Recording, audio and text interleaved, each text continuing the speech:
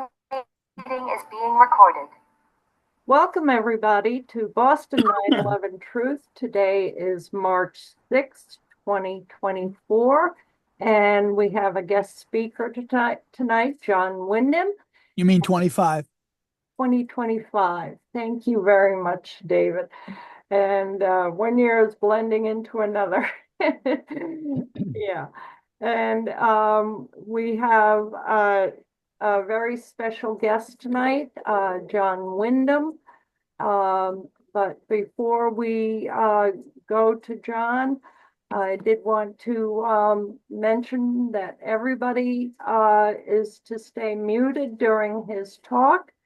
And there will be Q&A at the end. You can raise your electronic hand if you don't know how to raise your electronic hand for a question. You can put it in the chat that you have a question.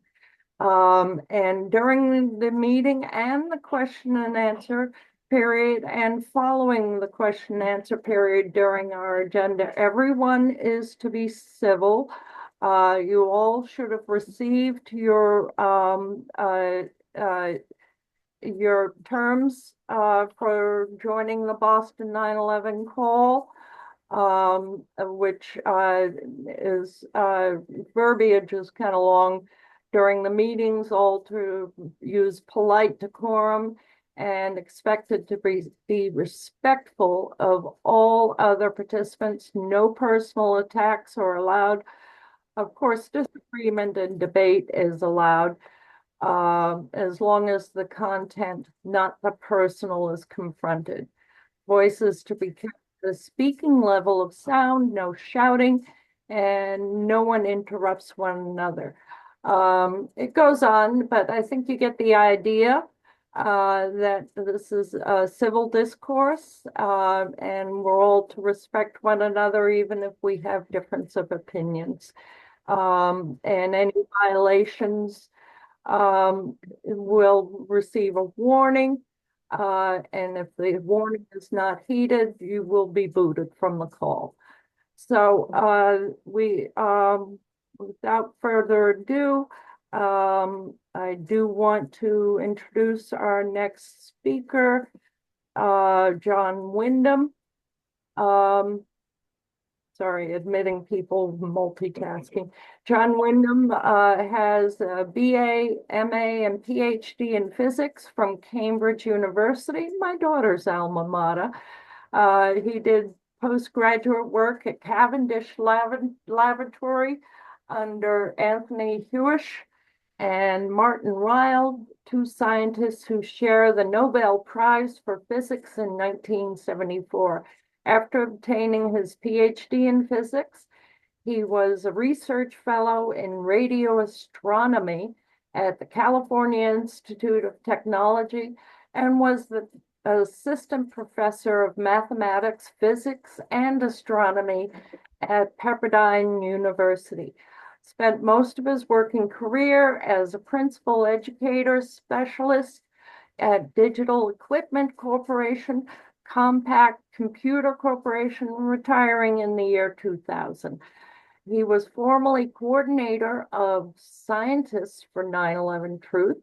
His research papers on 9/11 can be found at scientistsfor911truth.com.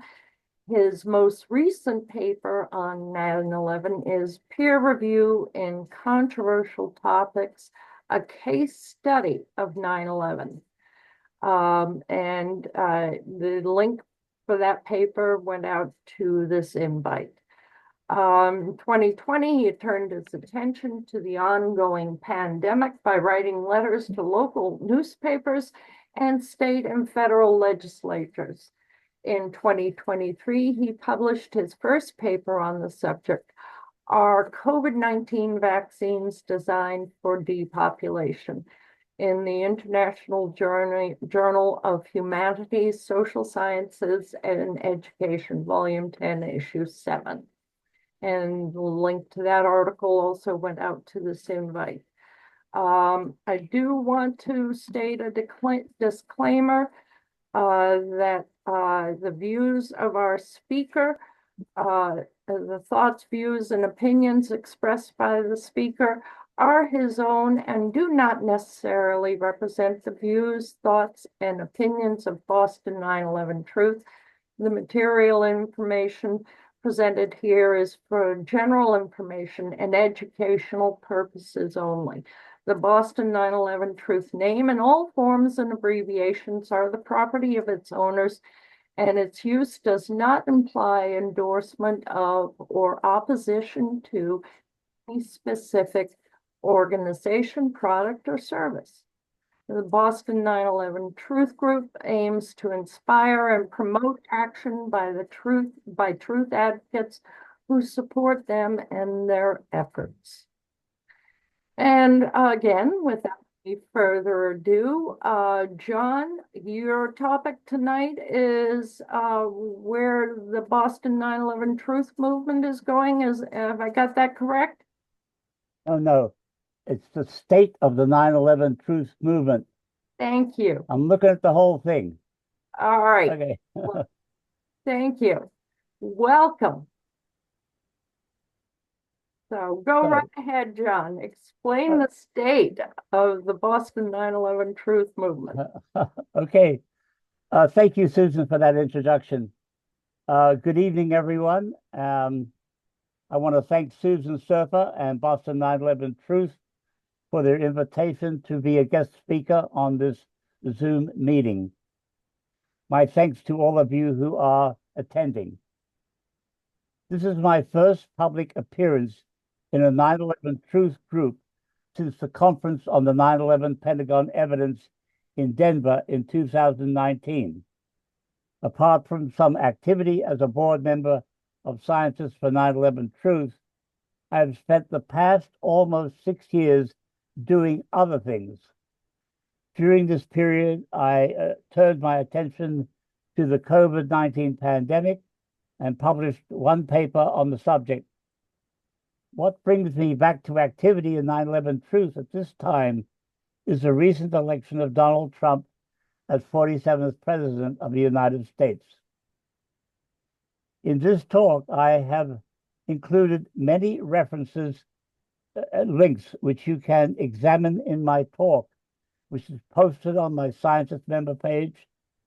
See John D. Wyndham talk for Boston 9/11 Truth, and it's also posted by Boston 9/11 Truth on the announcement. Okay, here we go. In an interview with News 9 on 9/11, Donald Trump expressed his opinion that there were bombs simultaneously with planes to bring down the Twin Towers. There are many people close to Trump who question the official count of 9/11. In an interview with Peter Bergen, touted as an expert on Al-Qaeda in September 2023, Robert F. Kennedy Jr. argued with Peter Bergen about the collapse of WTC-7.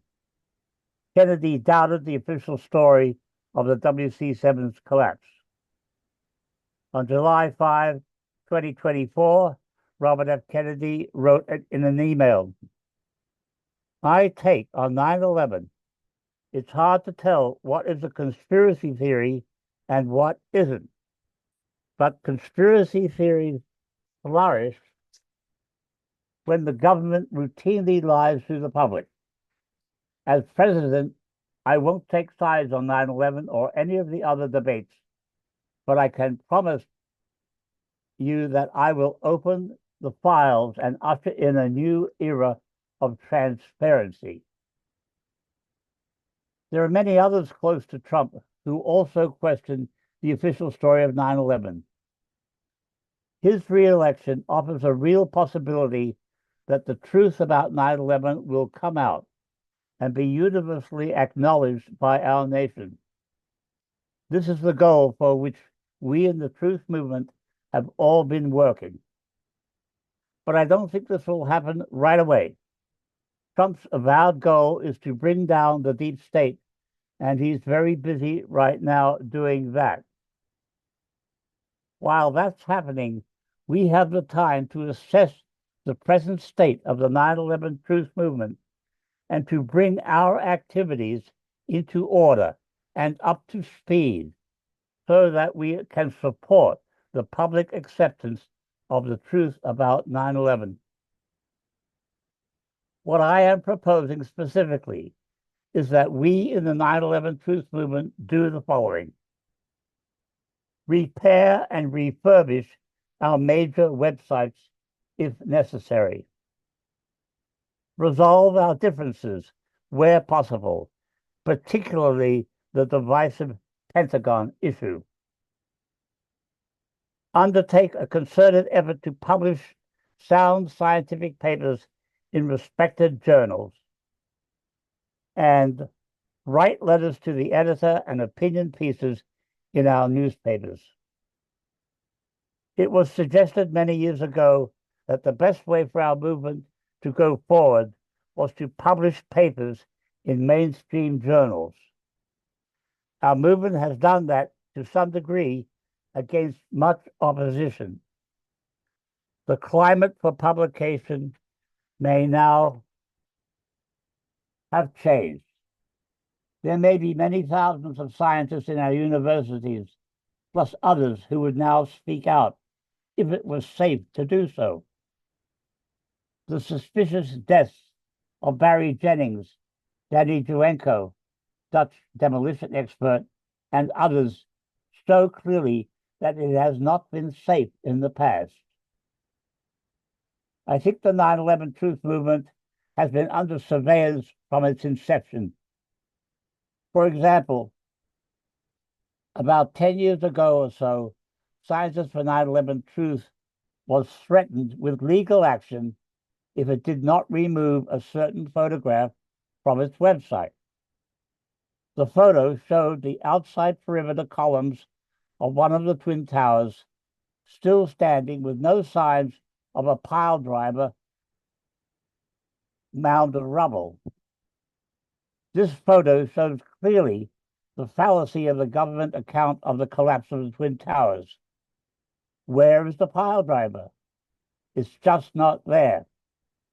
Such meticulous attention to the damaging evidence by those who wanted scientists to remove the photo indicates a high degree of surveillance. We did remove the photo. Recently, I took a look at the various groups and organizations in the 9/11 Truth movement. I focused on those organizations that were most visible to the public through their websites and outreach.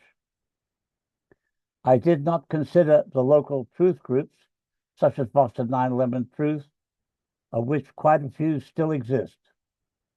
My own local group, the Monadnock 9/11 Truth Alliance, which met in Keene, New Hampshire, has been defunct for some years, a casualty of the debate over the Pentagon. My examination of the various organizations has been somewhat quick and superficial, so I invite your input and corrections at question time. Excuse me. Okay, I'm going to start off by talking about Scientists for 9/11 Truth. I'll start with Scientists for 9/11 Truth, STI 9/11T, of which I am a board member. This organization was founded by David Ray Griffin and publicly announced in 2009. I had met Griffin in 2009 when he came to Keene, New Hampshire, to talk for our local group. Griffin was our advisor for scientists, but not a member, since our rules required members to have a scientific degree. The initial board consisted of Stephen Jones, Kevin Ryan, Niels Harrott, Frank Legg, and myself as coordinator. David Chandler is currently the coordinator. Sci 9/11T, Scientists for 9/11 Truth, with others, has done a very substantial amount of research on what happened at the Pentagon. Our conclusion is that a large airliner, a Boeing 757-200, hit the Pentagon on 9/11 and was responsible for all the deaths, both passengers and bystanders, and the damage that day. You can read the papers and view the videos on the Science's website. A full list of the papers and videos can be found in this document, Summary and Literature. And that document is also in the Susan Serpis announcement. Unfortunately, these papers and videos have not been fully digested by significant portions of the 9/11 truth movement. The Pentagon issue is responsible for the major divide in our movement. It would be a top priority to resolve this issue as soon as possible. Also, Flight 93 has not been adequately addressed by Scientists for 9/11 Truth. This needs to happen. I'll digress here for a moment and talk about the Monadnock 9/11 Truth Alliance, M911TA, which met weekly in Keene, New Hampshire for many years. This was a thriving group that petered out around 2016. We met in the home of James Smart, Emeritus Professor of History at Keene State College. We did much public outreach, such as an August 2009 event where we had a very successful 9/11 evidence symposium at Keene State College with Kevin Ryan as guest speaker and numerous tables and displays, including a microscopic display of nanothermite material, freefall videos, etc.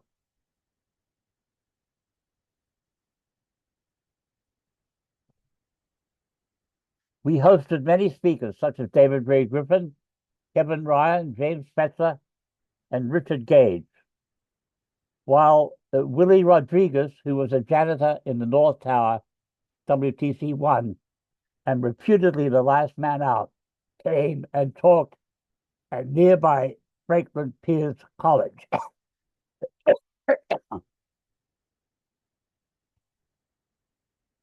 Richard Gage, along with our group members, had a long interview with the Keene Sentinel editor, which was very beneficial for us. For many years, the Keene Sentinel published all our letters to the editor and our viewpoint articles. Excuse me for a minute, I just have to blow my nose. Wow.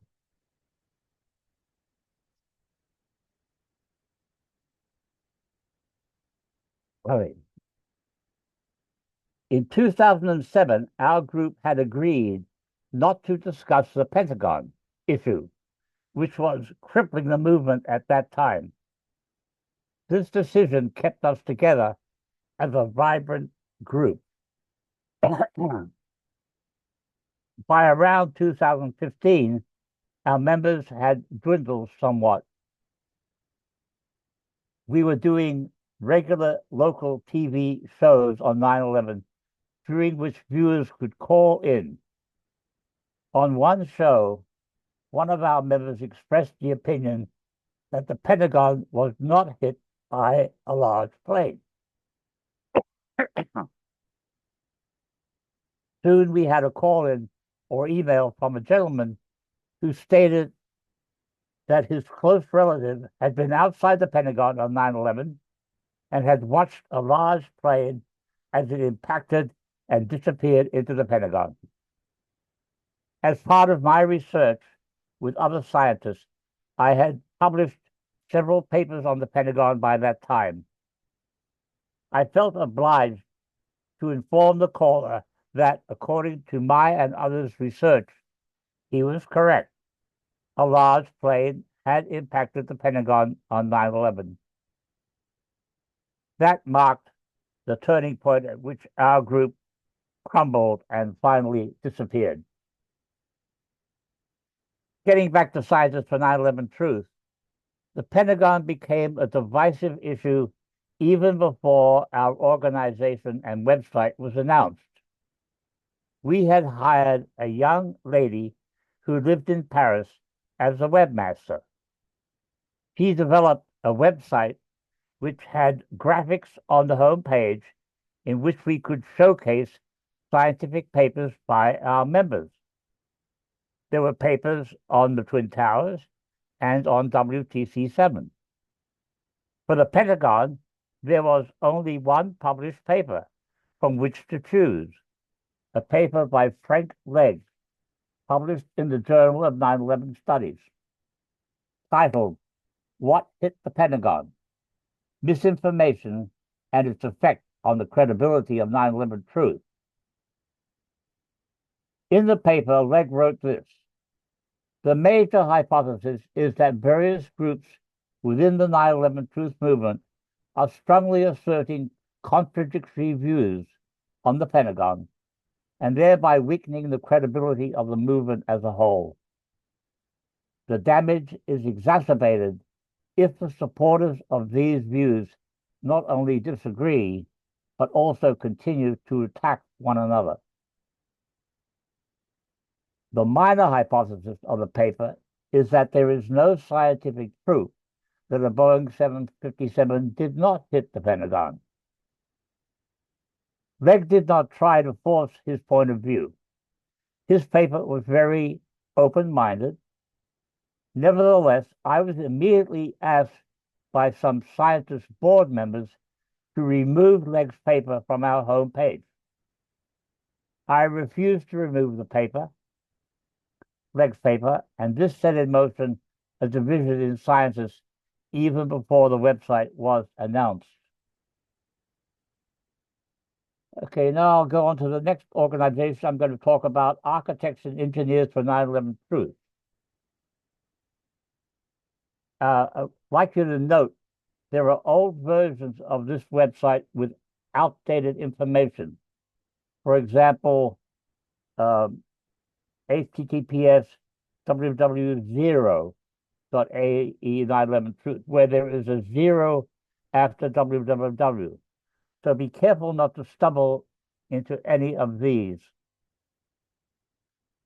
Architects and Engineers was founded by architect Richard Gage in 2006, and it has been the flagship organization of our movement for many years.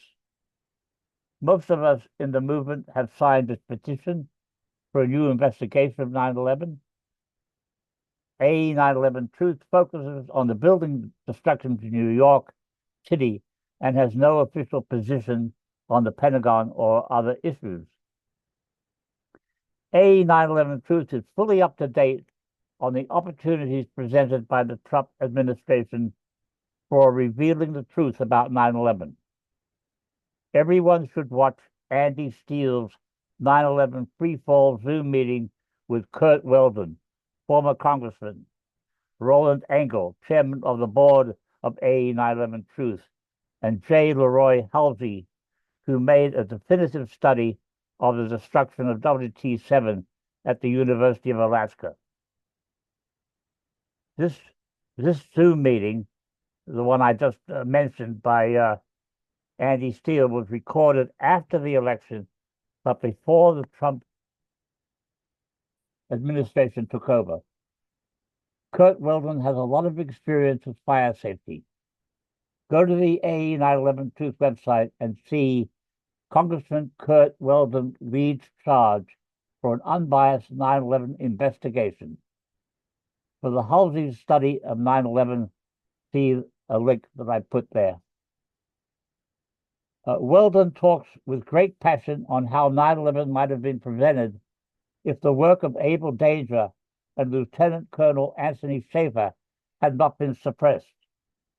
Weldon also points out the great dysfunction of government agencies that have rendered impossible our appeals to Congress, NIST, and other bodies to do a real investigation of 9/11. Weldon is pushing for a new 9/11 commission under the Trump administration. But a congressional investigation has in fact already begun. On February 11th, 2025, this report appeared on the internet. In a move to increase government transparency, the House Oversight Committee has established a new task force dedicated to declassifying federal secrets.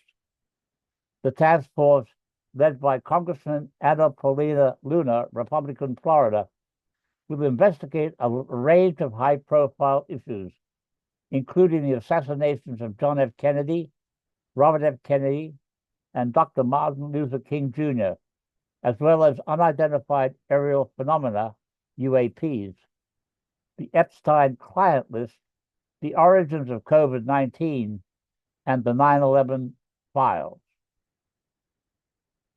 Some history about AE 9/11 Truth.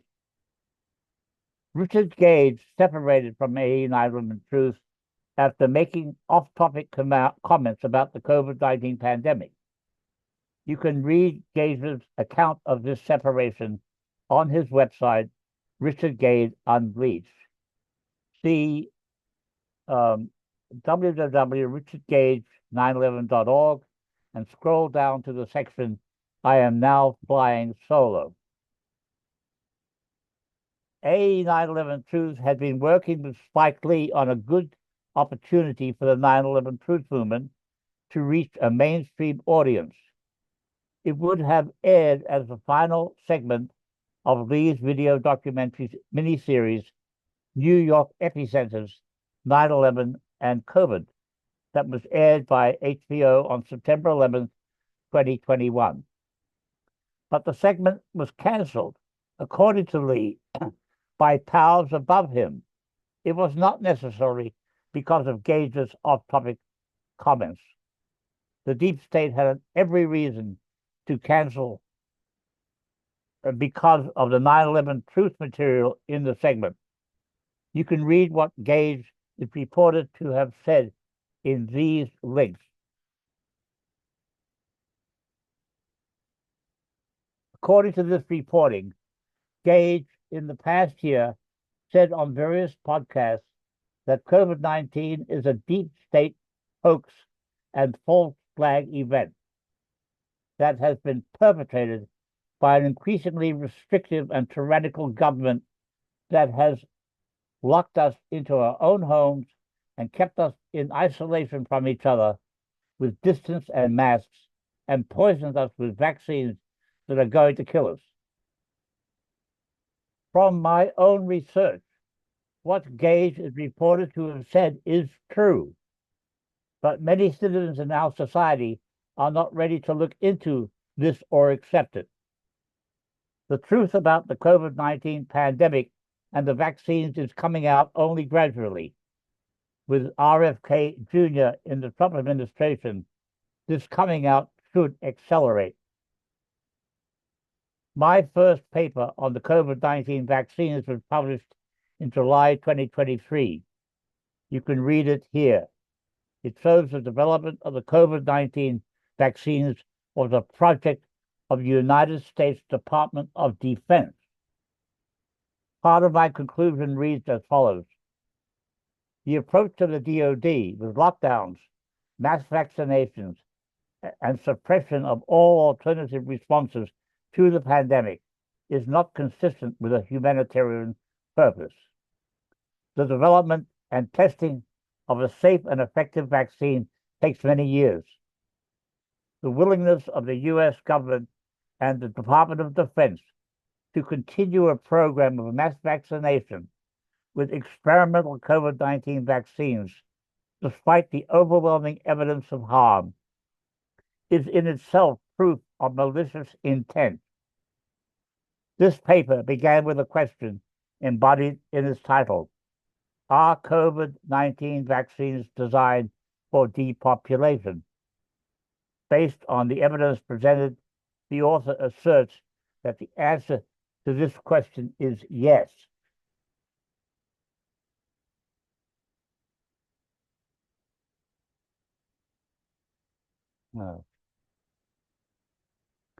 Okay, now I'm going to talk about the Lawyers Committee for 9/11 Inquiry.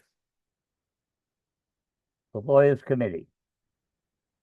This organization conducts investigations and public education into the events of 9/11 with a focus on government accountability and prosecution of those responsible for crimes related to 9/11. A primary goal is to learn the full truth regarding the events of 9/11. One method used by the organization is the filing of Freedom of Information Act FOIA requests to obtain information from government agencies. Barbara Honegger is board chairman and investigative researcher. Richard Gage is also on the board. The other board members are all lawyers, of whom Jane Clark is the only one with stated scientific credentials, a master's degree in biochemistry and biophysics. Susan Serpa, who hosts this Zoom meeting, is the treasurer. Barbara Honegger was the only person selected to talk on the Pentagon at the 2011 Toronto hearings. Her mandate was to talk only about the evidence for explosions inside the Pentagon. However, during the talk, it became clear that Honegger did not believe a large plane, such as the Boeing 757, had struck the Pentagon. Honegger emphasized that the pre-planted explosives were responsible for all the deaths and damage. In the Q&A segment, he stated this hypothesis explicitly. The judges were not convinced of this assertion. Honegger is well known for her presentation Behind the Smoke Curtain. The link for the first edition 2011 Seattle talk is here. Members of Scientists for 9/11 Truth wrote a lengthy paper rebutting Honegger's smoke curtain. The paper is The Pentagon Event, the Honegger Hypothesis Refuted by Victoria Ashley, David Chandler, Jonathan H. Cole, Jim Hoffman, Ken Jenkins, Frank Glenn, and John D. Wyndham. You can find the paper on the Scientist website in the Pentagon section at the link that I've given there.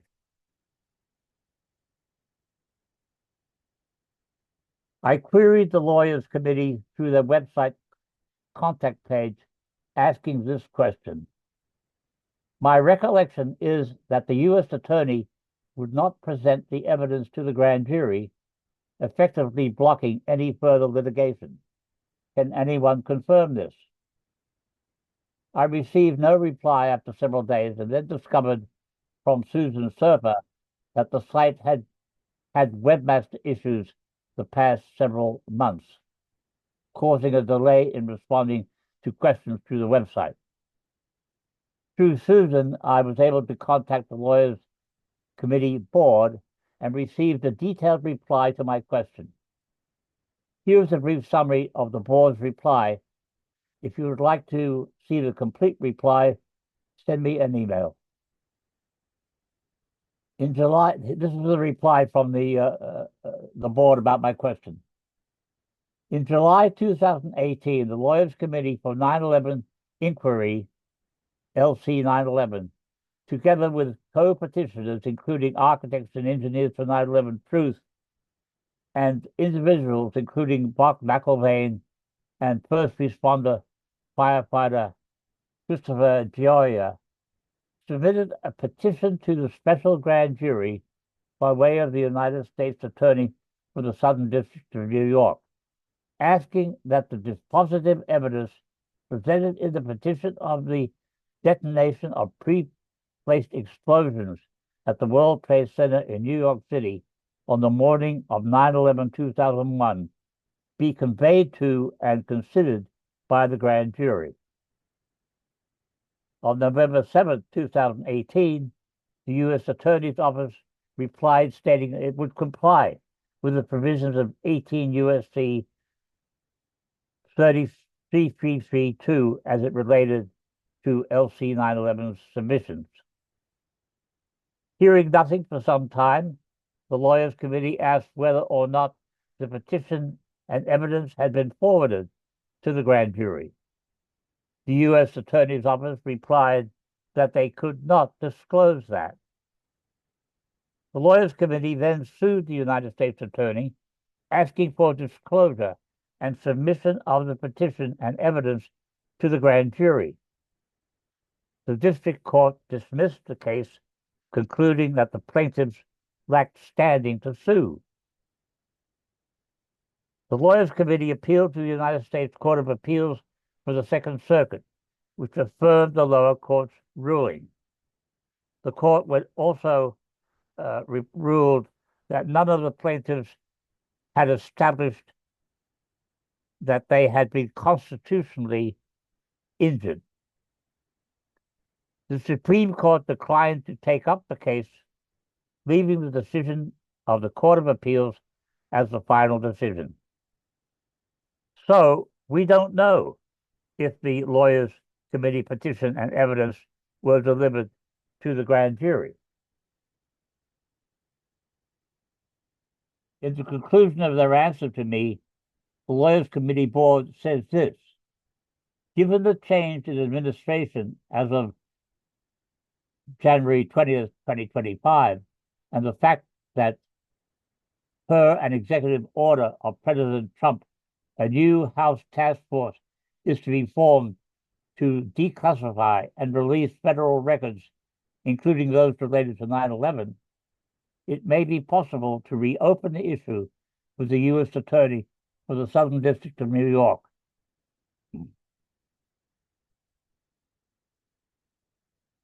In whose hands the petition still presumably remains. The Lawyers Committee is weighing its options. These options would include petitioning directly to a federal judge in lieu of or as an alternative to the U.S. Attorney, to forward the petition to a grand jury, an option which is explicitly allowed by the applicable federal statute. A federal judge, unlike the U.S. Attorney, is not required by statute to, but maintains discretion whether to, and arguably has a duty to forward information about an alleged offense to a grand jury. That's the end of the quote from the Lawyers Committee. My opinion, this is my personal opinion, is that with Trump in office, the Lawyers Committee legal effort is very likely to succeed. I hope it does. The next organization I'll mention is the 9/11 Truth. This organization is run by Mike Berger and has a lot of interesting articles. I've reached out to Mike a couple of times, but I haven't had much in the way of response. 9/11 Blogger. For many years, 9/11 Blogger provided a forum for the discussion of 9/11 topics. It seems to have disappeared or merged with Wikispooks. I've tried to contact Justin Keogh, who owns the site, but without success. If anybody knows anything about Justin Keogh and 9/11 Blogger, please let me know. I haven't been able to find out. The International Center for 9/11 Justice is this organization developed from the International Center for 9/11 Studies. It was founded in 2008 by attorney James Gooley. Recently enhanced, it now includes many familiar names in the administration and board of directors. Ted Walter is the executive director, and Piers Robinson, the research director.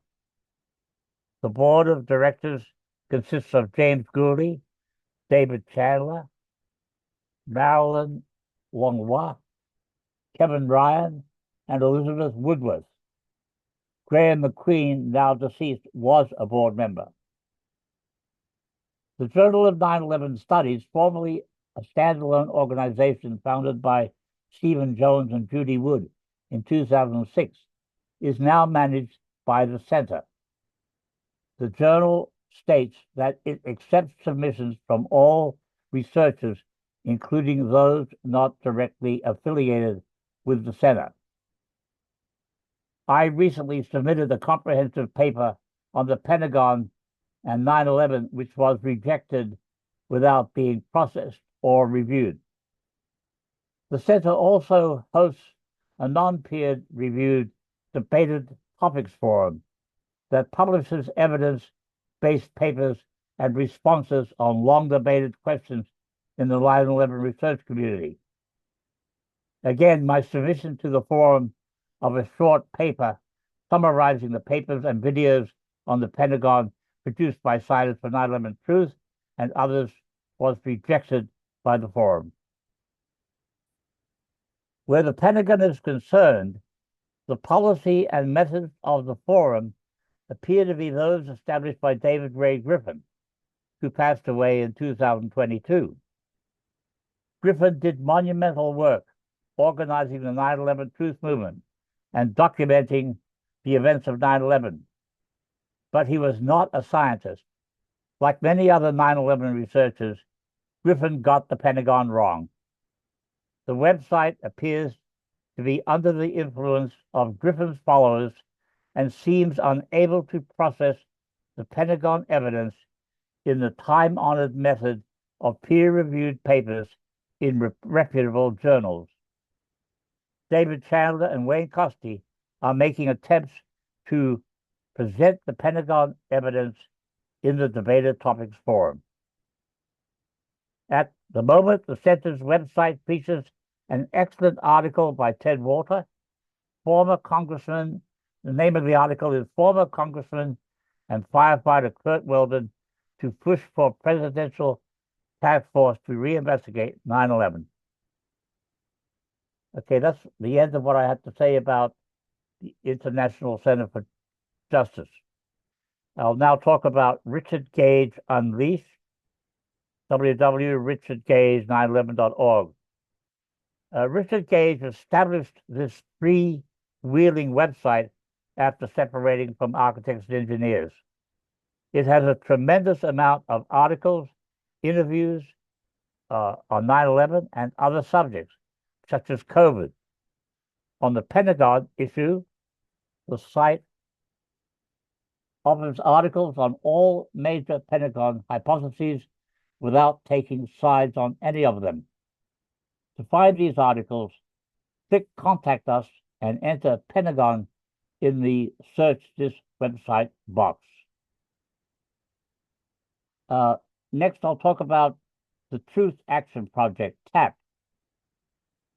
The Truth Action Project was founded in 2016. Its stated mission is to provide support for individuals and organizations that are working against the deep state and the Great Reset, imperialism, censorship, domestic surveillance, and psychological operations through mass media propaganda.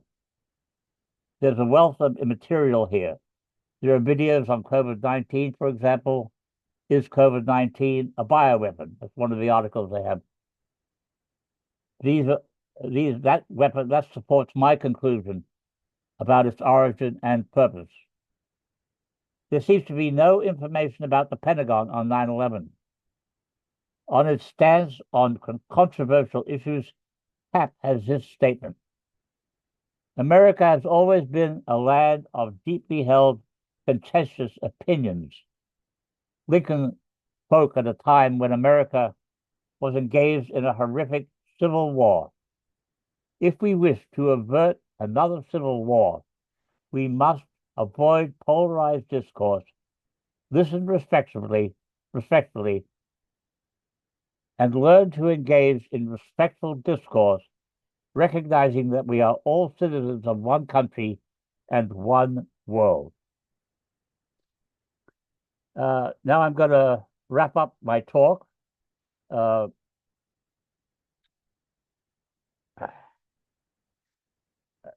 With tell you some story about the newspaper articles. In the Monadnock region of southwest New Hampshire, we have two newspapers, the Keene Sentinel and the Monadnock Ledger, which in the past have published letters and opinion pieces on 9/11. Some years ago, this changed, and any mention of 9/11 was either censored, rejected, or had an editorial footnote added that contradicted the writer. While developing this talk, I thought I would test these papers to see if the new Trump administration had changed their policies in any way. I sent this LTE letter to the editor to each paper. Okay, start of the LTE. On February 11th, 2025, this report appeared on the internet. In a move to increase government transparency, the Home Oversight Committee has established a new task force dedicated to declassify federal secrets. This task force, led by Congresswoman Anna Molina Luna, Republican Florida, will investigate a range of high-profile issues, including the assassinations of John F. Kennedy, Robert F. Kennedy, and Dr. Martin Luther King Jr., as well as unidentified aerial phenomena, UAPs, the Epstein client list, the origins of COVID-19, and the 9/11 files. This is a very welcome news for those of us who have long had questions and doubts about the official accounts of these events. The task force will start with the assassination of John F. Kennedy. In the case of 9/11, an international group of scientists for 9/11 Truth, and many other organizations such as Architects and Engineers for 9/11 Truth have determined that the buildings in New York City, the Twin Towers and WTC-7, Building 7, fell as a result of controlled demolitions and not because of the plane impacts and fires. This move by the Trump administration will ultimately be highly beneficial for our nation. And that's the end of my letter to the editor. The two newspapers' responses were as follows. The Keene Sentinel, which had added corrective comments to my letters, published the LTE in a few days without comment. The Keene Sentinel is an independent newspaper, not owned by some other news outlet. The publisher, Tom Ewing, lives in Keene, occupies the corner office. The Sentinel has been serving the community for more than 2 centuries. The Monadnock Ledger of Peterborough, New Hampshire, is owned by Newspapers of New England. It's a privately owned publisher of 9 daily and weekly newspapers in the U.S. states of Massachusetts and New Hampshire. Their flagship newspaper is the Concord Monitor in New Hampshire. I submitted my LTE to the Ledger on February 12th. As of this date, March 6th, the Ledger has not published the letter. And I don't think they're going to. I think they're going to wait. They're going to do the bidding of whoever they're listening to. So, as a final statement, those of you who are interested in geopolitics should watch this video of Jeffrey Sachs speaking in the EU Parliament on or about February 21. It gives you a good idea of what we have been up against in our attempts to promote the truth about 9/11. I'll close by repeating my main points. What I am proposing specifically is that we in the 9/11 Truth Movement do the following. Repair and refurbish our major websites if necessary. Resolve our differences where possible, particularly the divisive Pentagon issue. Undertake a concerted effort to publish sound scientific papers in respected journals, and write letters to the editor and opinion pieces in our newspapers. Thank you all for listening. Well, thank you, John. Now we begin our Q&A session. So raise your electronic hand and I will call on you. And remember, be to be civil, no shouting, and no interrupting when John is answering your question. All right, Barbara first. Go ahead, Barbara. Okay, can you hear me? Yes, indeed. You Yep. don't Okay, have a good. video going? No. Well, I'd rather not be Okay. seen at the moment. All right. I'm not going to spotlight you then. That's okay. It's kind of a shambles here where I am. My dog just knocked over the table where I had my laptop. Yeah. Um, so anyway, so the couple of statements that I want to make here are not personal. They are simply factual corrections.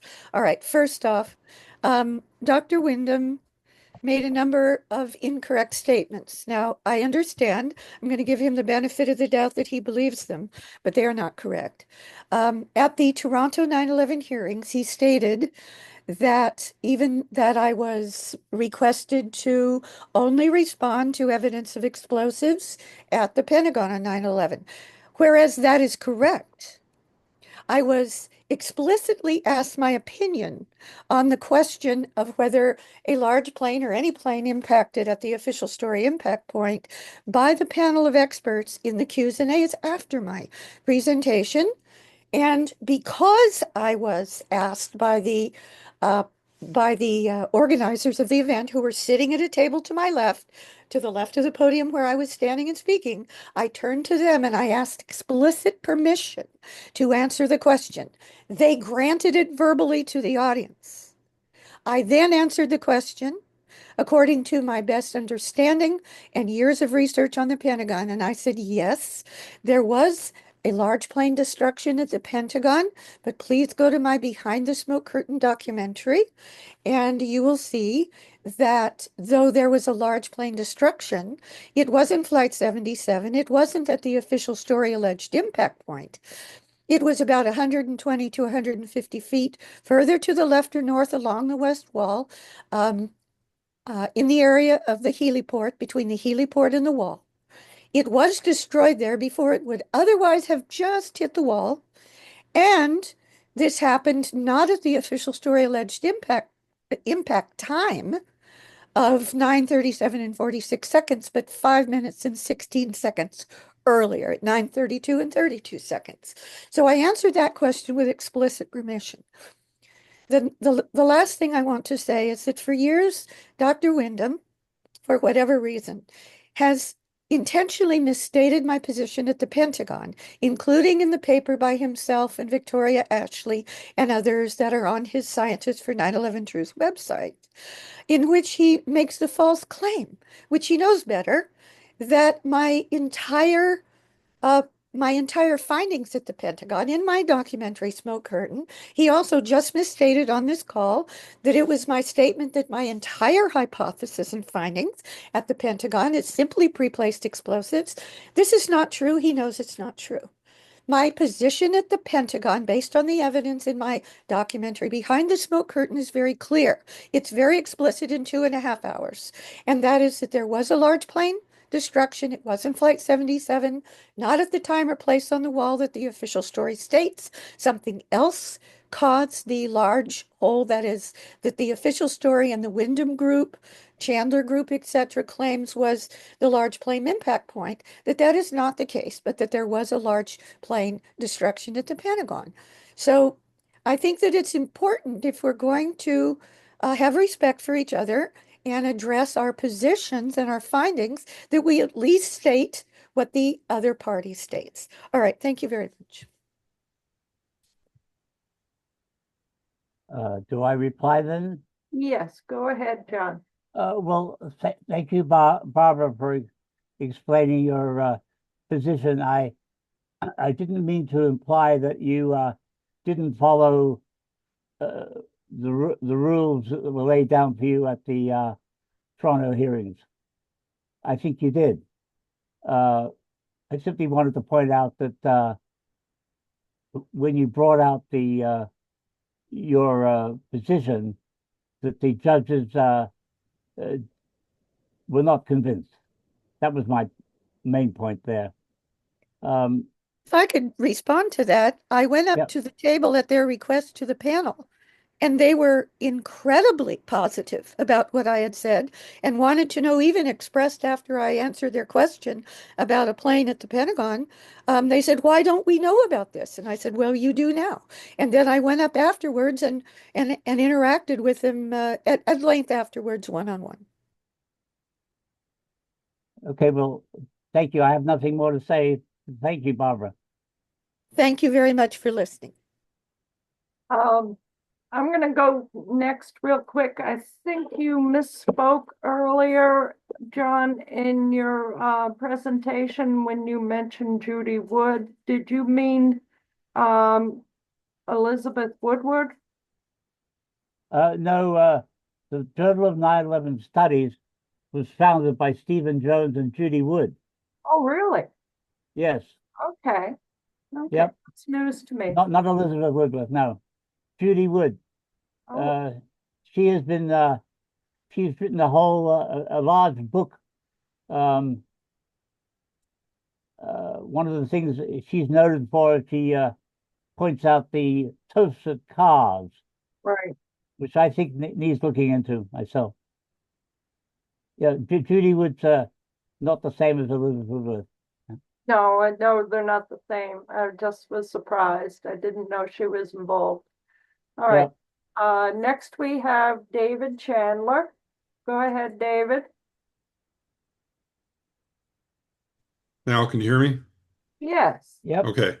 I just have a brief question. Barbara mentioned that somehow in her Toronto hearings talk, she referred to smoke curtain, but my understanding is the smoke curtain thing came later. Isn't that correct? Or do I have my chronology wrong?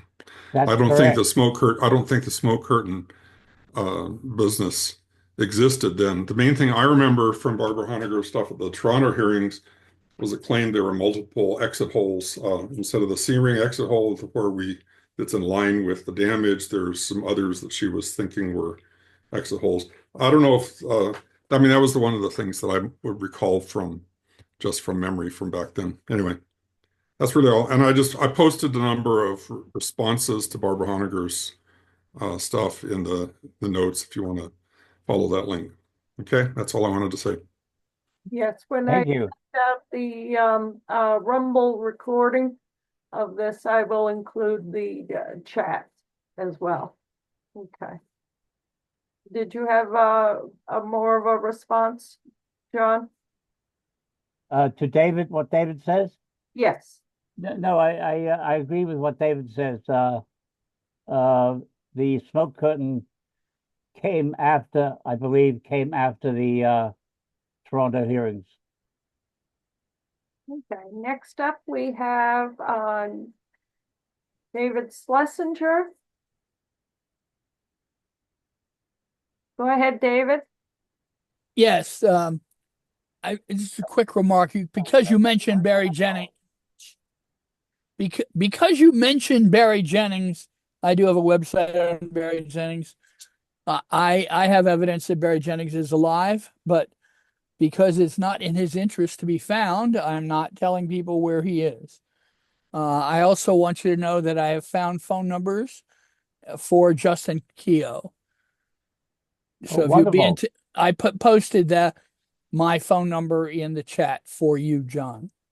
That's all. Thank you, David. Thank you. Wonderful. I hope Barry Jennings is alive. Yep. Great. Next we have Barbara again. Go ahead, Barbara.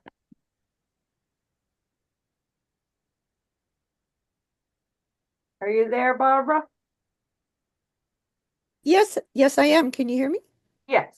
Oh, okay. Thank you very much. I couldn't tell if my hand was up because it's cut off at the top of my screen. I did want to respond to that comment. You're absolutely right, Dr. Wyndham. What I meant to say about my response about the Toronto hearings is that my presentation at the Toronto hearings was a large amount of the evidence that then did appear a little bit later in Behind the Smoke Curtain. You are right about that. I said Behind the Smoke Curtain because it's the same evidence that I was presenting there. That is correct. And David Chandler's comment is not accurate. Maybe it's just a misunderstanding of what I said in my presentation at the Toronto hearings. But what I put up on the screen that he was referring to was an actual diagram that appeared in the Washington Post, that the source of which was the Pentagon itself within about 24 hours after the 9/11 attacks. And that diagram from the Pentagon itself stated explicitly on the diagram, it was a diagram of the Pentagon, and it stated explicitly that there were 3 exit holes. It wasn't my claim, it was the Pentagon's claim. So I just wanted to clarify those things. Well, as I recall, there was only one real exit hole. There was a doorway and a large door where smoke came out, but there was only one actual exit hole. That is correct. Yeah, right. That is correct. Okay, well, thank you for clarifying that, Barbara. Yeah, you're welcome.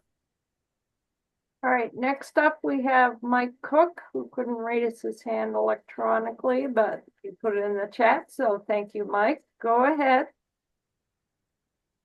You're welcome. Can you hear me? Yes. Yeah. Super. Yeah, thank you all. I'm sorry I'm late. I just caught the very tail end of that. You were mentioning updating websites. If there's stuff wrong with the websites, I'd like details on that. And just my opinion on the Pentagon and Shanksville and so much else. No planes. I mean, we've got pre-fall acceleration through the path of greatest resistance. We've got nanothermite. And I don't really think we need a whole lot else until this thing really gets rolling. And then maybe all these things can be sorted out or not.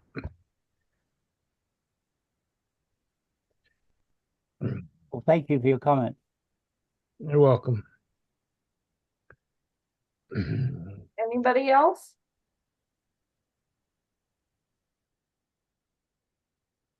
Yeah, Susan, I have my hand up. Is this Fran? Sure. Oh, go ahead, Fran. Go ahead. Hi.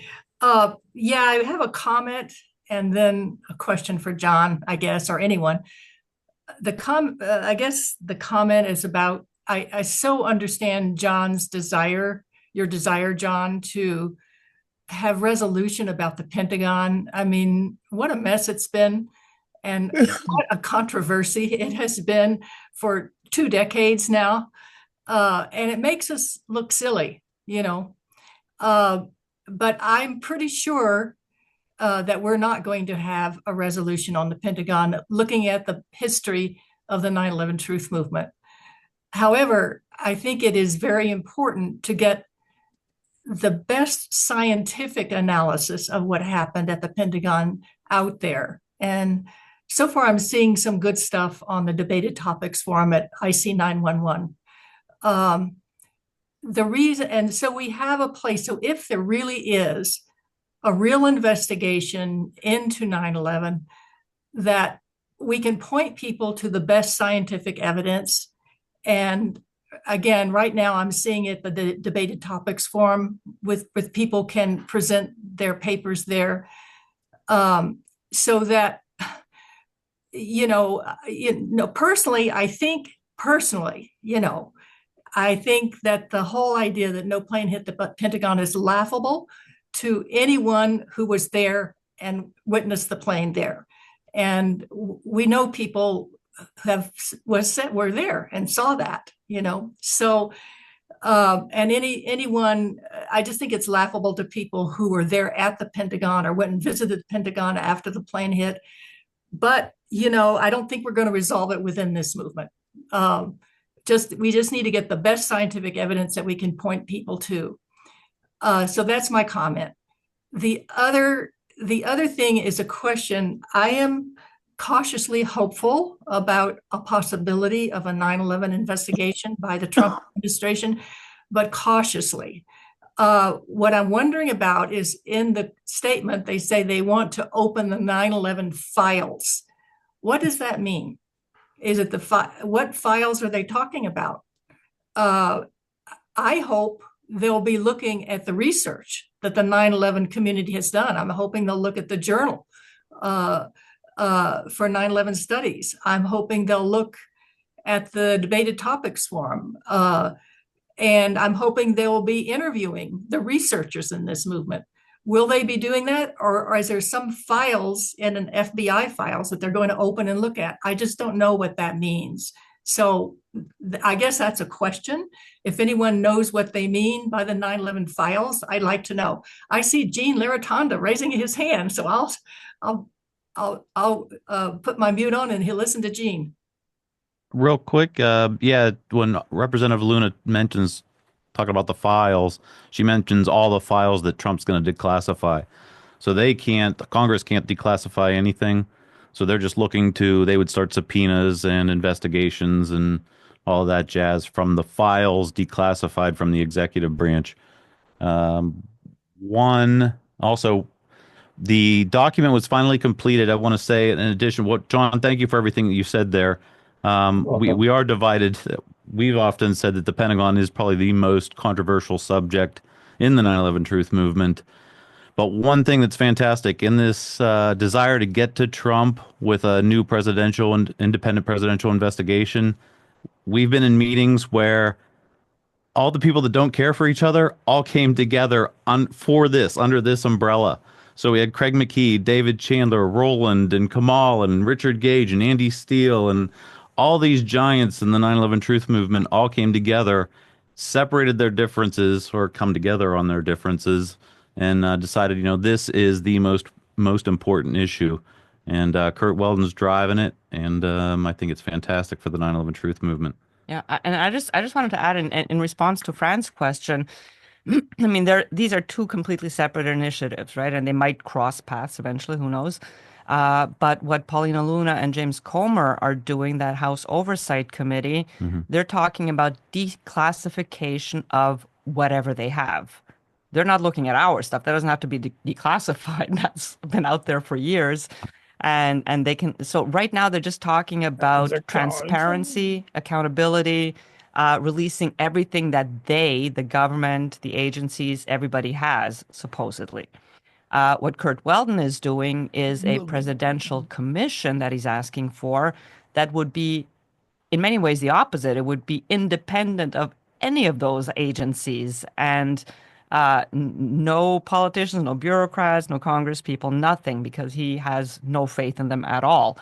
So he would be asking basically for permission to establish his own, I guess, commission to, based on the research that's out there by all the organizations that, the IC has done, and AE and Richard and everyone, and probably more, I'm guessing, to actually, investigate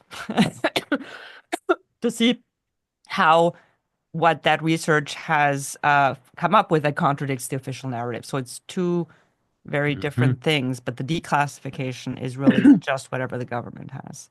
Thank you, Sandra. Very helpful. And if anybody would like, that document is out on the internet now. I'll put it in the chat, the request for a presidential commission that Kurt Weldon is trying to get to President Trump. Richard's already written an article on it. AE's already written an article on it. Thank you.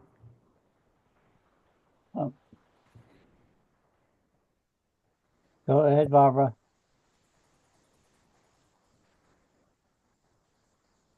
Barbara, go ahead. Oh, are you asking me? Yeah, your hand Oh, is. I'm sorry, I couldn't hear you clearly. Yeah, I just wanted to answer the question that Fran had, to the best of my understanding. I believe that what is being referred to by the Luna Task Force in the House about the so-called 9/11 files, what that would comprise. It's probably just simply the still declassified 9/11 files that were referred to in his address in the Senate by then leader of the Senate, Majority Leader of the Senate, Chuck Schumer. A few years ago, he introduced, requested a unanimous resolution in the Senate to declassify all remaining classified 9/11 files or documents. And it passed unanimously. And it only takes a single member of the Senate to vote against it to prevent it from happening. So the Senate is on record. It was then blocked in the House. They tried to do the same thing the Democrats did in the House, and it was blocked by the Republicans, interestingly. So I'm pretty sure that's what's being referred to by Representative Luna. I agree with you, Fran, that it's not sufficient, but it would be a start. Thank you. Well, I'd like to just add something at the end here. Oh, go ahead, Fran. More questions. Okay. Go ahead, John. I have something a little bit different. Go ahead if you want to respond to that. Okay. No, I was going to make a statement about the Pentagon research. I'll wait till you've done, and then I'll say it at the end. Go ahead. So shall I go ahead? Yeah, go ahead. Okay. No, it was just a comment. I just wanted to share with everyone that I was just, for some reason, late last night, I was doing some research on Anthony Schaefer and looking at and Abel Danger and looking at Anthony Schaefer's website at the end of Anthony Schaefer's Wikipedia page. It says that he was part of Trump's transition team. And I was really surprised to hear that, but that gave me some hope that maybe something really can come of this, because he was so maligned, with Abel Danger. He wrote a book and he said that, yes, we said Muhammad Atta's name was on the chart that they had of Abel Danger. And then the FBI totally scuttled that and tried to smear him terribly. So I have a feeling it's going to be helpful that he was on Trump's transition team. So just a comment. Yeah. Thank you. Did you want to respond to that, John? No, I think what that was well said. Thank you, Fran. I'd like to respond to that. Okay, go ahead, Barbara. Yeah, I think this is very important for people to understand. Very important. Tony Schaefer tells the truth as far as he goes, but he's also the ultimate limited hangout person for the deep state. Now, let me tell you briefly why I know that, and I can prove it to you. Tony Schaefer wants you to believe that even though his Able Danger group, which I'm not sure if he headed it, I believe he did, but in any case, it was a multiple military service group under the auspices of the Defense Intelligence Agency. And beginning as early as January of 2000, they started doing their data mining investigation. And he wants you to believe, this is his main claim, that even though they had identified at least 2 of the 4 cells prior to 9/11, including the Mohammed Atta cell, which would have been the World Trade Center 1 cell, plane cell, that even though they had identified them, that they tried their very best to get the information to the FBI, and that they were continually blocked by the attorneys. And so they were never able to brief the FBI. I have good reason to believe, I'm going to tell you what it is, that is a lie, that is false. Now, Greg Ford was he was the medic, because he has an MD. He was both the medic and the top counterintelligence officer at Abu Ghraib prison in Iraq. And he has written a book called Midnight in Samara, in which what I'm about to tell you is printed. I highly recommend you get it. It was published in 2018, and it rose to number 5 on the Barnes & Noble National Bestsellers list. You can get it on Amazon.com. It's called Midnight in Samara by Frank Gregory Ford.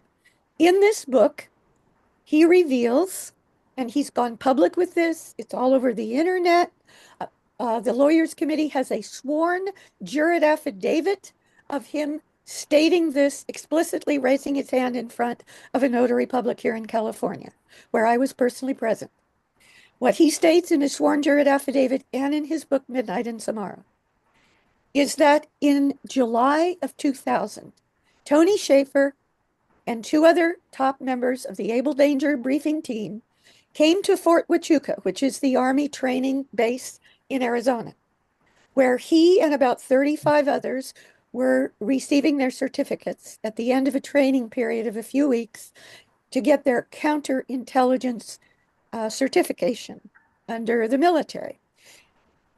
And Roy Herbison, who was the chief, came in and said that he had just been briefed by Tony Schaefer and these other two members of Able Danger who was standing there, and that he then summarized what he had just been briefed by Tony Schaefer and the others.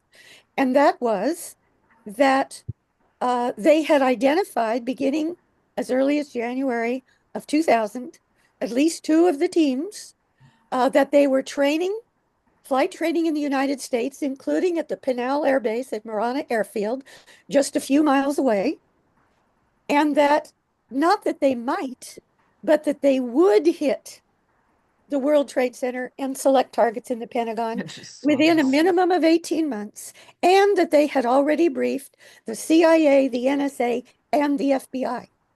This was in response, it's all in his book and his sworn jurat affidavit, in explicit response to a question from a member of the Department of Justice in Sacramento, California, whose name the Lawyers Committee has. And I'm going to be briefing Kurt Weldon on this information so that he understands that Tony Schaefer tells the truth as far as he goes, but on the critical point that not, as he wants you to believe, that if they could have only briefed the FBI, that 9/11 could have been blocked, could have been stopped.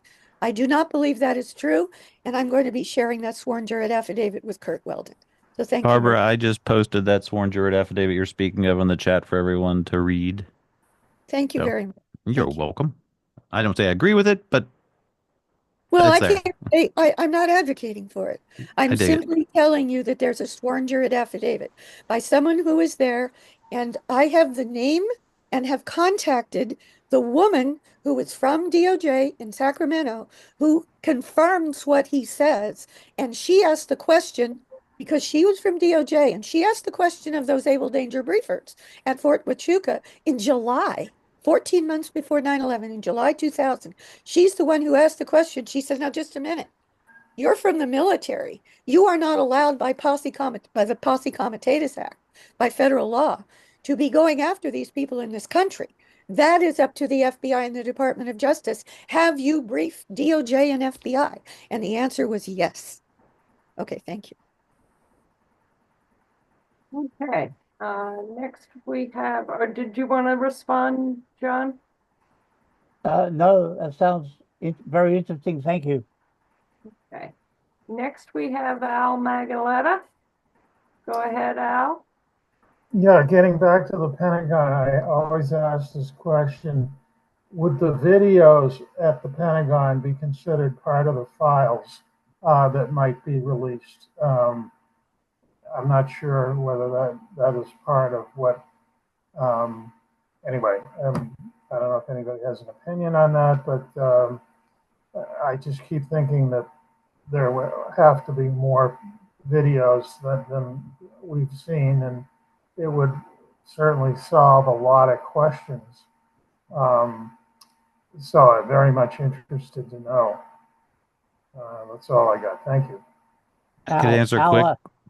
Al, I think all of the videos that mean anything have been released. That's not correct. That's not correct? No, it's not correct. Can I be heard? Oh, I got a FOIA request for 100 videos around the Pentagon, which Mick is actually litigating for me right now. Yeah, 100 videos that they agreed that they have. Yes. So. Yeah. Yeah, not only that, the one that really matters is the Sheraton Hotel video, which has not been released.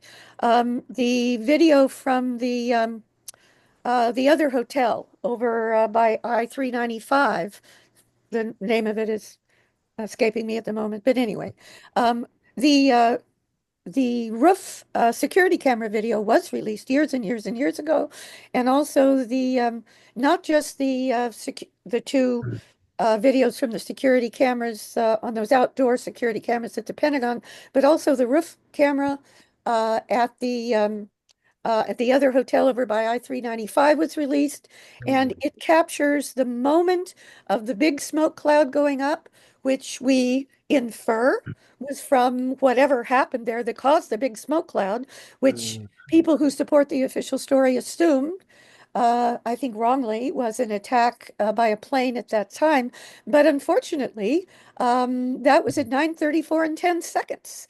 That first smoke cloud went up, and that was captured by that other hotel roof video camera, and then also the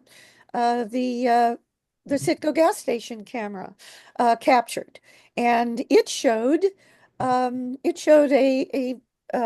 kind of a shadow that has been interpreted, I believe, wrongly by Wayne Coste and others as having been a plane going over. But if it was, it's also at the wrong time because it doesn't show the official story alleged time of 9:37 and 46 seconds either. So there have been Barb? Mhm. Sorry, just quick. As far as Al's question, though, do you think that those could be considered part of the files that have been classified and that they would release? Well, those have already been released. They're in my Behind the Smoke curtain, Oh, plus the analysis of them. The one that has not been released, that the Lawyers Committee will be imminently seeking independently, just as of itself, is the Sheraton Hotel video. And we know that a number of the staff at the Sheraton Hotel, many of them who actually were looking out the plate glass windows as the plane went over that building, and they thought that it shook so hard that they thought it was going to take the building down. And then they saw the huge plane through the plate glass windows on the top floor, which is the banquet room, that they saw it go towards the Pentagon, and then there was a big fireball. But they couldn't see where it actually hit or landed on the ground by the heliport. They couldn't tell exactly what caused the fireball, but they watched the plane go just after it went over the top of their building, made the building shake hugely, and then it went towards the Pentagon and there was a fireball. That has never been released. okay. So could that be part of those files? Oh, absolutely, it could, and it could Okay, be all part right. of the hundred videos that Okay. you're Okay, yeah. just wanted to clarify. Thank you. Yeah, Just yeah. want to Could I say something here? I think I don't think there's a lot of good evidence for what you're saying, Barbara, but I'd like to move on to something I want to communicate to everyone who is researching the Pentagon, and that is it is important to follow the scientific method. I want to point out to you that in the file that I gave and Susan Surfer posted the file summary of literature. There is a paper there. It's called Bringing Closure to the 9/11 Pentagon Debate. It was published in the Foreign Policy Journal, and it has a flow chart for the scientific method. And I'll just briefly tell you what the flow chart is. You start, I don't know if you can see it, but this is the flow chart. Take a look at this flow chart. It's very important. You start off and ask a question, you do some background research, and then you go into a loop where you take a hypothesis and test it against the evidence. And then if the evidence contradicts the hypothesis, you discard the hypothesis. And what is happening with a lot of people who are researching the Pentagon is that instead of discarding the hypothesis in the face of the evidence, they are discarding the evidence, which is 180 degrees the wrong way. Let me just repeat that. When you go around your loop, testing the hypothesis against the evidence, you have to discard the hypothesis, not the evidence, unless you have excellent reason. For example, scores of people saw a large plane hit the Pentagon. That cannot be easily discarded. In fact, you can't really discard that at all. But if you discard it, what you're doing is you're discarding the evidence and sticking to your hypothesis. So you end up with the wrong result. So anyway, I just wanted to urge you to follow the scientific method and don't discard the evidence. Discard the hypothesis if it doesn't agree. Thank you. Jean and Sandra, I tried to spotlight you when you were holding up the book, but I missed it. Can you hold up that book again, please? Thank you. Okay. Any other questions? See any hands not raised electronically, but nope. Well, I think that concludes this portion of our presentation tonight. Dr. Wyndham, thank you so much for joining us tonight. You're very welcome. I look forward Thank you for having me. to the whole thing. Oh, our pleasure. Our pleasure. And we're going to work more on our website here at Boston 9/11 Truth. Thank you. And it's exciting times. Oh, Barbara has her hand raised one last time. Go ahead, Barbara. And then we'll have to go on to the next portion of our program. Barbara?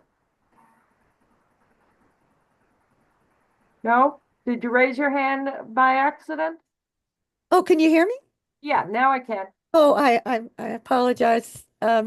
Okay, so quite frankly, I'm trying to remember what it was going to respond to because I thought you'd cut it off. Now I can't remember, quite frankly. All right. All right. Well, those we're going to stop the recording and Oh, yes, I do remember. I do remember. go ahead. Yeah. For anyone, thank you, Jean, for holding up the book by Frank Gregory Ford called Midnight in Samara. Just for everyone to know, let's see, I think I have it right here. If you want to know the pages of the book where he talks about Tony Schaefer and the other two Able Danger briefers coming to Fort Huachuca in July of 2000 and explicitly stating that they had briefed the FBI. It's very, very important to understand that I believe Tony Schaefer is the ultimate limited hangout guy covering for the real inside perpetrators. It's very important to understand. I believe it begins on page 23 and goes to page 30 or 31. So you don't have to go, looking around for it. Okay.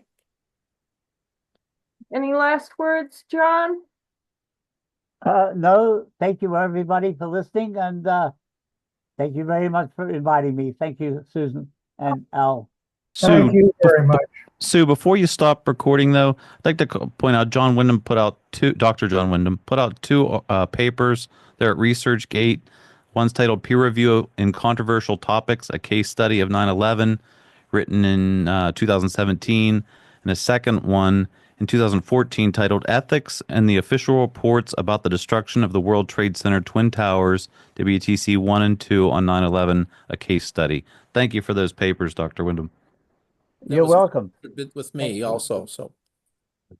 It was who also?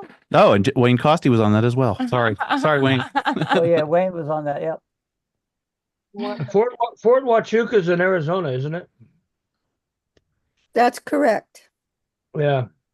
There was a lot going on in Arizona there, including at the Boneyard in Tucson. That's where I tend to think they were putting the planes together that actually struck the towers. Well, yes. In fact, that's very close to Fort Huachuca and Pinal Airfield, which is precisely where Tony Schaefer and the other two briefers had briefed Chief Ralph Herbison when they came into the room in July of 2000 there at Fort Huachuca. They said that they were in fact training. They were training there right then. Yeah, there's quite a bit of evidence that those planes were flying well beyond the envelope of the planes they were supposed to be, right? So they would have to have some other planes that could manage that.